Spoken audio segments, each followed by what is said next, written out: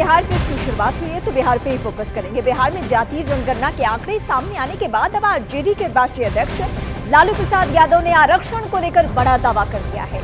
लालू प्रसाद यादव से जब आरक्षण का दायरा बढ़ाने को लेकर सवाल पूछा गया तो उन्होंने कहा कि संख्या के आधार पर यानी आबादी के आधार पर आरक्षण का दायरा बढ़ाया जाएगा।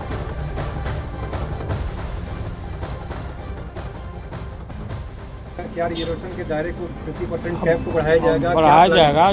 जैसा संख्या हुआ है उस अनुरूप बढ़ाया जाएगा। बीजेपी सवाल उठा रही कि आप लोग विभाजनकारी नीति को बीजेपी ने इतना दिन तक हक मारा ना, बीजेपी हक मारा, अब उसकी हकमारी पकड़ में आ गया है।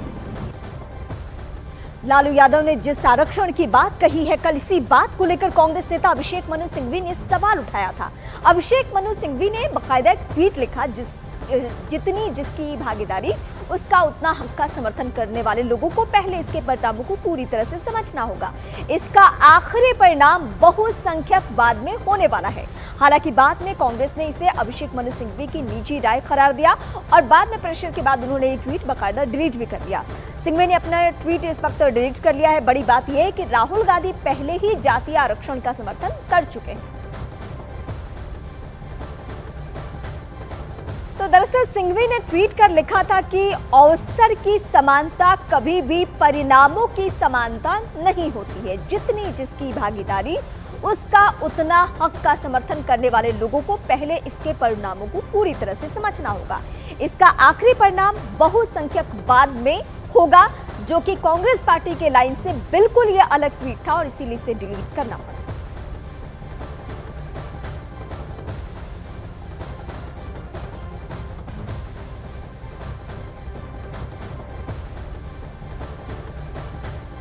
अब हम आपको बताते हैं कि अभिषेक मनु सिंघवी ने ट्वीट कर आखिर लिखा क्या था। तो सिंघवी ने ट्वीट कर लिखा था कि अवसर की समानता कभी भी परिणामों की समानता नहीं होती। जितनी जिसकी भागीदारी उसका उतना हक का समर्थन करने वाले लोगों को पहले इसके परिणामों को पूरी तरह से समझना होगा। इसका आखिरी परिणाम बहुसंख्यवाद में होगा।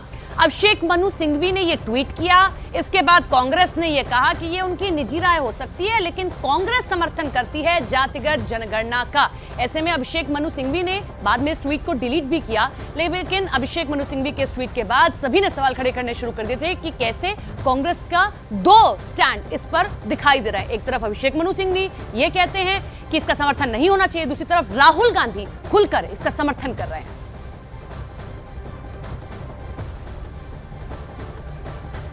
हालांकि इसके तुरंत बाद कांग्रेस नेता जयराम रमेश ने ट्वीट कर लिखा कि डॉक्टर सिंघवी का ट्वीट उनकी निजी विचार हो सकते हैं, लेकिन ये किसी भी तरह से भारतीय राष्ट्रीय कांग्रेस की राय नहीं है।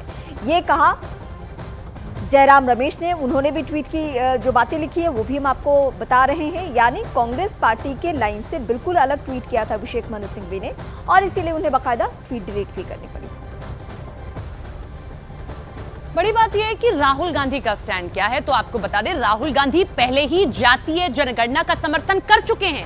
राहुल ने लिखा था कि बिहार की जातिगत जनगणना से पता चला है कि वहां ओबीसी, एससी, एसटी मिलाकर 84% हैं। केंद्र सरकार के 90 सचिवों में सिर्फ 3 ओबीसी हैं, जो भारत का मात्र 5% बजट संभालते हैं। इसीलिए भारत के जातिगत आंकड़े जानना बेहद जरूरी है। जितनी आबादी उतना हक, ये हमारा प्रण है।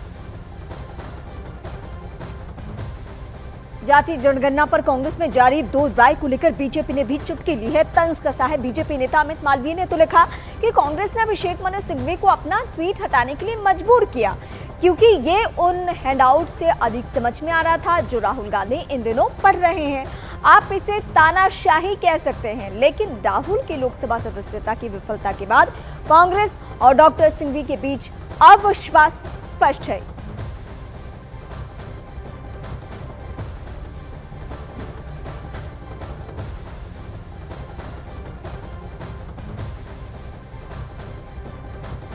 वैसे कांग्रेस इस वक्त पूरी तरह से जातीय जनगणना के पक्ष में खड़ी नजर आ रही है। कांग्रेस नेता पीएल पुनिया ने भी जातीय आरक्षण और जिसकी जितनी हिस्सेदारी उसकी उतनी दावेदारी का समर्थन कर दिया है। जनसंख्या के आधार पर भागीदारी हो। अब और वैसे भी जानकारी होनी चाहिए जो रैंडम सर्वे हुआ था उन्होंने कहा कि 42% है, लेकिन मंडल कमीशन ने कहा था कि 52% है। तो वास्तव में कितना है?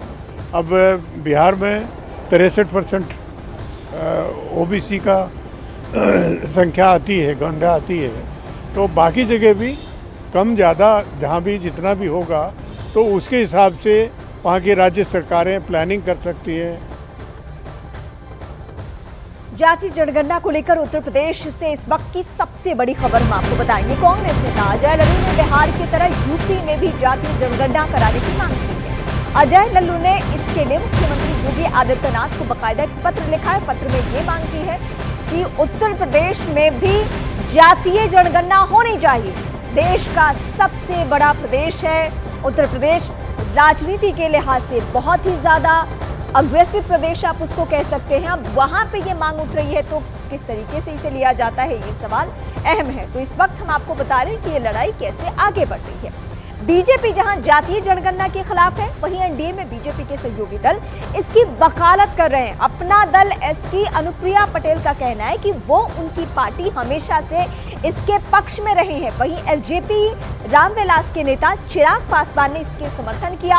हालांकि चिराग पासवान ने ये जरूर इसमें मेंशन किया कि इसमें अभी और भी सुधार करने की जरूरत है। चिराग पासवान ने ये भी कह दिया कि हम इसे सिरे से खारिज करते हैं, इसमें कुछ खामियां हैं। अपना दल ने हमेशा जातीय जनगणना की वकालत की है और संसद में हमने अपनी पार्टी का स्पष्ट रूप से पक्ष रखा है कि हम जातीय जनगणना के पक्षधर हैं और जातीय जनगणना समय की मांग है। बिहार सरकार द्वारा जातीय जनगणना के आंकड़े जिस तरीके से सार्वजनिक किए गए हैं, ये बिहार सरकार की राजनीतिक महत्वाकांक्षाओं को दर्शाता है। इसमें जिस तरीके से जाति विशेष के आंकड़ों को बढ़ाकर दिखाया गया है और बिहार की ऐसे ही कई अन्य ऐसी छोटी जातियां हैं जिनके आंकड़ों को कम कर दिखाकर राजनीतिक लाभ उठाने का प्रयास किया गया। कई ऐसी अनुसूचित जाति जनजाति की छोटी जातियां हैं या पिछड़ा अति पिछड़ा वर्ग से आने वाली कई ऐसी अन्य जातियां हैं जिनके आंकड़ों को कम कर दिखाने का प्रयास अपनी राजनीतिक महत्वाकांक्षाओं को पूरा करने के उद्देश्य के साथ किया गया। बिहार में मंगलवार को सर्वदलीय बैठक बुलाई गई थी। इस बैठक में जातीय जनगणना के मुद्दे पर चर्चा की गई। मंगलवार को जातीय जनगणना के नाम पर मुख्यमंत्री सचिवालय में करीब 2.5 घंटे तक ये बैठक चली। इस बैठक के दौरान कई दलों ने आरक्षण बढ़ाने की भी मांग की, यानी आरक्षण का दायरा बढ़ाने की मांग की। वहीं मुख्यमंत्री नीतीश कुमार ने अधिकारियों को जातीय जनगणना के आंकड़ों का विश्लेषण करने के निर्देश दिए हैं। जातीय जनगणना के आंकड़ों का शैक्षणिक, आर्थिक और सामाजिक स्तर पर विश्लेषण किया जाएगा, जो कि मुख्यमंत्री ने दोनों ही अदालतों में यानी पटना हाईकोर्ट और सुप्रीम कोर्ट में यही आधार दिया था जातीय जनगणना के पीछे कि हम चाहते हैं कि आर्थिक और सामाजिक स्थिति पता चले। मुख्यमंत्री नीतीश कुमार ने अगले विधानसभा सत्र से पहले आर्थिक विश्लेषण का आंकड़ा जारी करने का आश्वासन दिया। सर्वदलीय बैठक के दौरान बीजेपी ने कुछ उपजातियों की अलग गणना करने पर भी सवाल उठाए हैं। कांग्रेस पार्टी ने जातीय जनगणना को बिहार सरकार की अच्छी पहल माना। वहीं एआईएमआईएम ने मुस्लिमों के आरक्षण के लिए अलग कंपार्टमेंट निर्धारित करने की मांग दोहराई है। बिहार में जातीय जनगणना के आंकड़े जारी होने के बाद अब आरक्षण का दायरा बढ़ाने की मांग एक सुर में उठने लगी है। खासकर ओबीसी वर्ग का हक देने की बात कही जा रही है, जिस पर बीजेपी ने विपक्ष पर बड़ा हमला बोला है। सूरज को ढांकने की कोशिश करना, अच्छे कामों पर कोई कोशिश करना कि लोग उस जनता तक ना पहुंच पाए, ये संभव नहीं है। पिछड़ों के मामले में पहला पिछड़ा प्रधानमंत्री रहने वाली भारतीय जनता पार्टी आज मोदी जी हैं। पिछड़ा वर्ग कमीशन को संवैधानिक मान्यता देने वाले मोदी जी, ये 71-72 साल जो पिछड़ों की राजनीति करते रहे, बातें करते रहे, उनने नहीं दिया। आप हमारे मुख्यमंत्रियों की सूची उठाइए, प्रधानमंत्री का मैंने नाम लिया ही है, और पिछड़ा वर्ग कमीशन की जो बात है उसको संवैधानिक मान्यता नरेंद्र मोदी जी ने दी है।